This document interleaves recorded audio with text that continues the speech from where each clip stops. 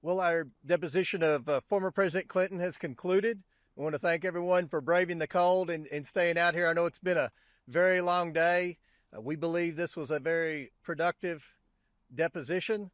I will have to say that President Clinton answered every question or attempted to answer every question. We can talk about some of his answers in more detail, and I'm sure once the video is released and the transcript's released, not only will you, but a lot of people in America will have more questions about some of the answers that were given and where we go from here. But with respect to today, this was a long process, and I want to say this was historical.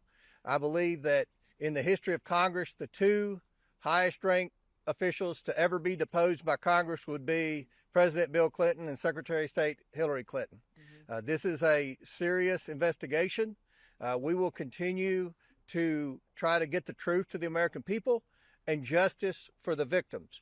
But I think a consistent theme continues to persist throughout all the people that we bring in. Obviously, the government failed the victims. There was justice was not served in Palm Beach when Epstein was first arrested. We're very concerned about that.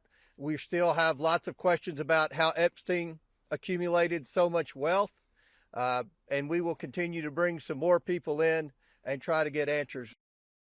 Yes, I want to thank President Clinton for being here today. He was here for a very long day.